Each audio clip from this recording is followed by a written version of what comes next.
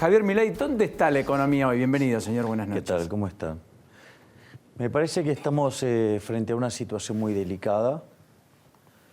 El hecho de la corrida que se gestó el 28 de diciembre con el avance de la jefatura de gabinete sobre la independencia del Banco Central, que nos costó llevar la tasa de interés al 40%, a devaluar la moneda a 50% a pesar de vender 10.000 millones de dólares de reservas, ¿sí?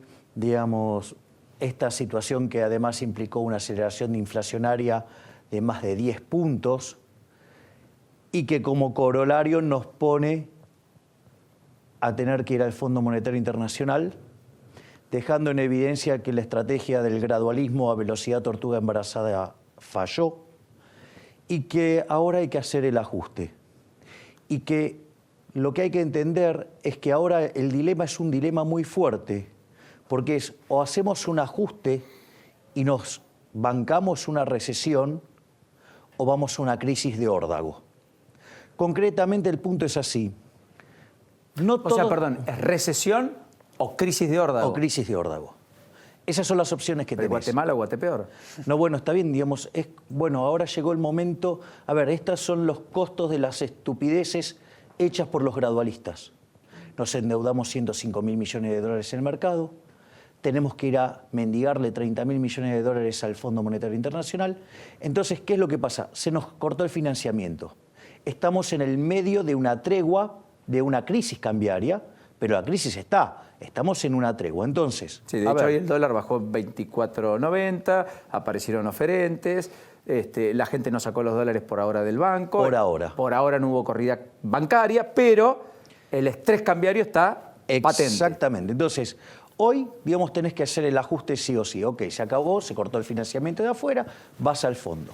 Cuando vos haces un ajuste, que el ajuste sea recesivo o expansivo depende que frente al ahorro que implica el ajuste esté acompañado o no de inversión.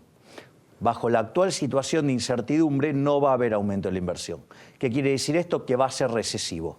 Esa recesión que va a ser, o sea, la caída de la actividad va a implicar caída en el empleo, caída en el salario real, aumento de la pobreza, aumento de la indigencia y además aceleración inflacionaria por caída de la demanda de dinero que viene desde el 28 de diciembre del año pasado.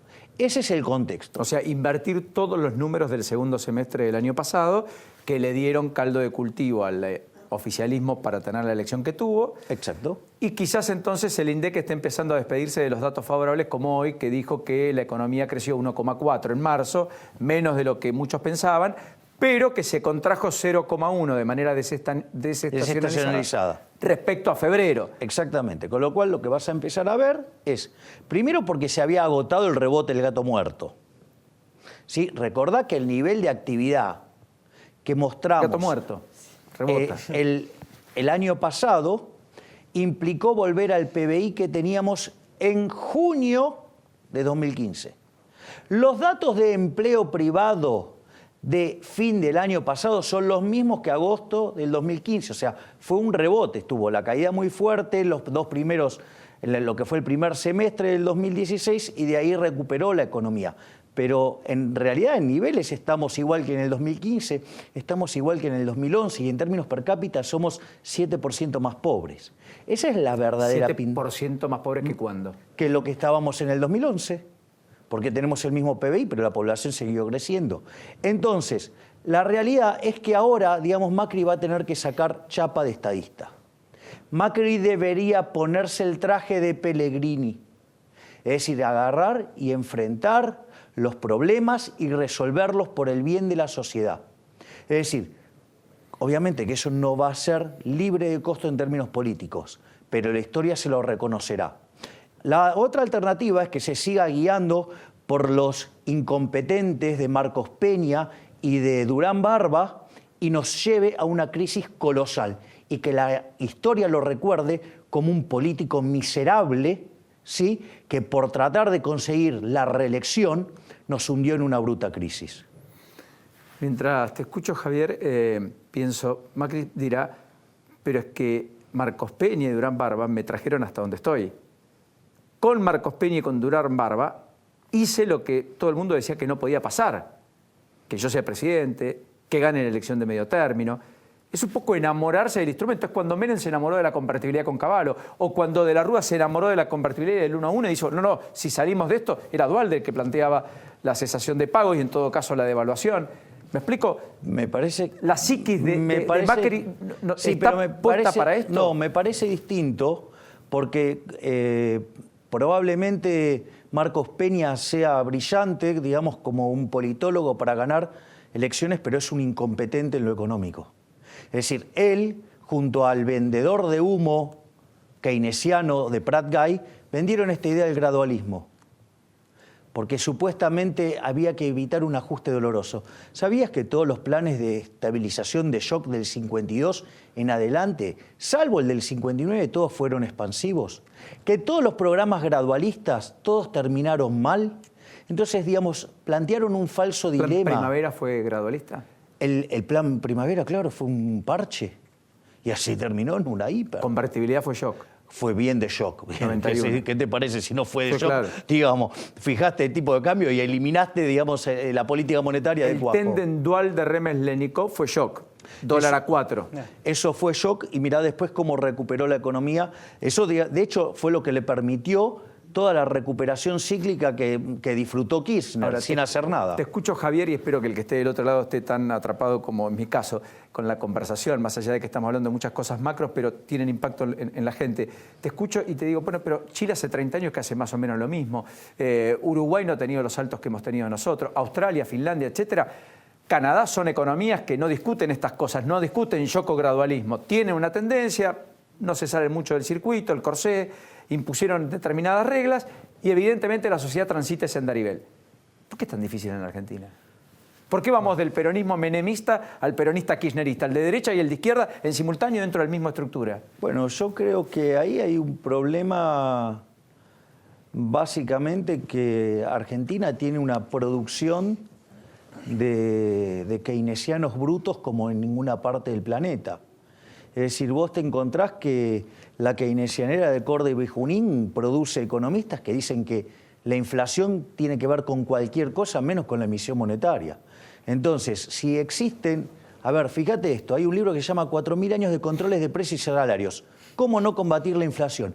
Empieza hablando del año 2800 a.C., la quinta dinastía de los sumerios, explicando cómo los controles de precios no funcionaron nunca. Que en realidad la inflación es siempre en todo lugar un fenómeno monetario. Acá se sigue discutiendo que no, que tiene que ver con cualquier otra cosa, que los costos, que la puja distributiva, no sé cuántas estupideces más. Deja de emitir, vas a ver cómo se acaba la inflación. ¿Sabes qué? Yo debo tener Twitter hace 2 años y medio, como mucho. Cuando empecé a Twitter, lancé a los impresentables keynesianos, estructuralistas y a toda esa fauna que aparece ahí en la keynesianía de Córdoba y Junín, que me demostraran que era posible la inflación entonces en una economía de trueque. Todavía estoy esperando.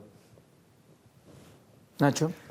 ¿Hay alguna posibilidad de que el ajuste alguna vez no lo pague la clase más baja ni la clase media, sino que lo pague la clase más alta, Milei?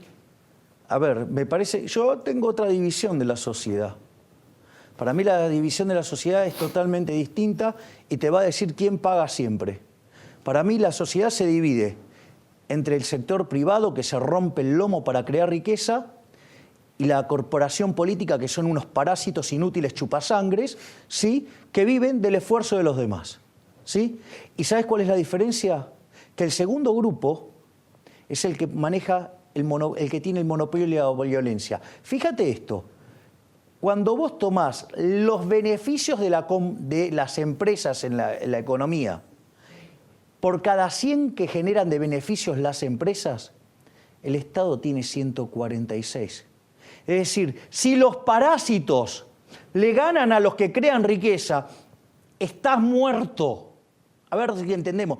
Este país es inviable. Es inviable porque los parásitos les va mejor que el que produce, que el que se esfuerza, ¿sí? Entonces, listo, está claro. Es decir, Argentina es inviable. ¿Sabes quién va a pagar siempre el ajuste? Los del sector privado. Jamás vas a tocar los privilegios de la corporación política. A mí me decían, no, porque ahora viene la reforma tributaria. ¿Sabes lo que dije? no va a pasar nada, no va a ceder ningún privilegio de la corporación política. ¿Sabes cuánto tiempo tardaríamos en alcanzar la presión tributaria de Chile?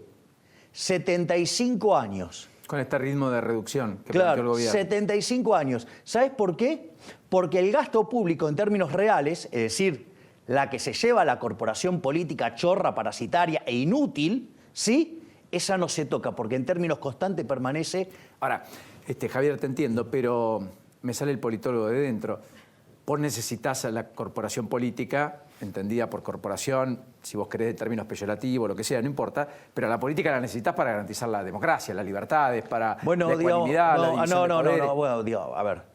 Primer elemento, no pontifiquemos la democracia cuando existe algo que se llama teorema de imposibilidad de Arrow, que no asegura que la democracia, aun cuando seamos todos coherentes, el resultado no es coherente en el agregado. Con lo cual, digamos, tengamos mucho cuidado con la democracia, porque uno de sus vicios es el populismo.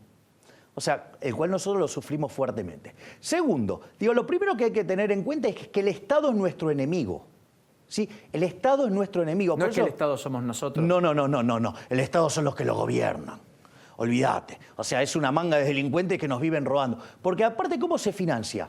Se financia con impuestos. Los impuestos son un robo, ¿sí? Porque si yo voy, mira, hola Paulino, ¿cómo estás? Dame el 50% de sus ingresos. ¿Qué haces?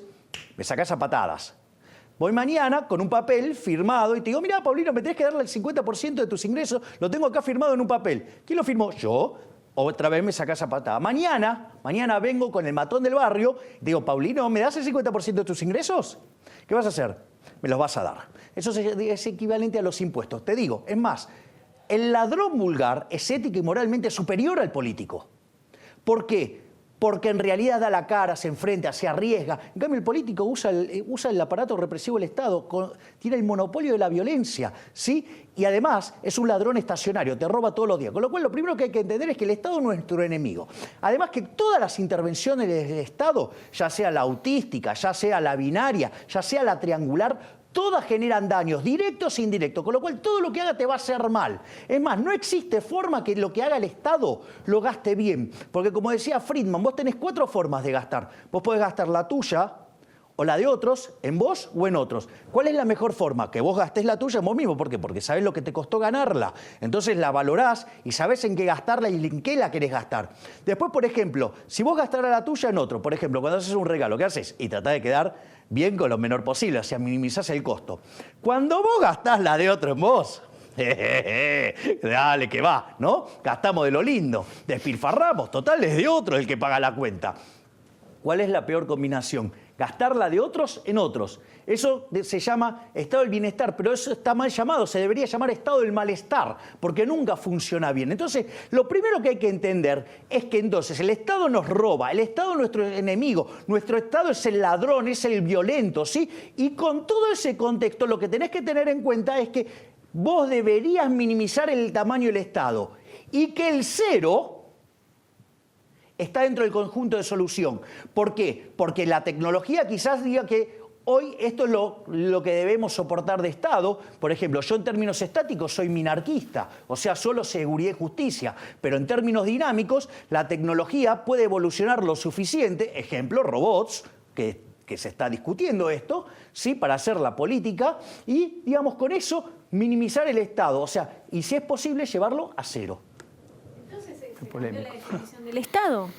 No existe más el Estado como el Estado cabeza de la familia. Vos tenés que entender que cuando me hablas del Estado, para mí, o sea, viste que en un momento el gobierno decía, no, el Estado en tu barrio. Para mí el Estado en tu barrio me suena al pedófilo en el jardín de infantes. Bueno, listo, digamos, ok, así, digamos, o sea, y la historia argentina, ¿qué te muestra? Justamente eso. Entonces, en realidad parece que le tenemos mucho miedo a la libertad. Vos sabés que, por ejemplo, cuando Argentina aplicó las ideas de Alberdi, ¿sí? Se convirtió a fines del siglo XX en uno de los 5 países más ricos del mundo, posición que fue manteniendo a lo largo de la primera mitad del siglo XX. Vos sabés que es muy interesante, en esa época todos los ministerios entraban en la Casa Rosada.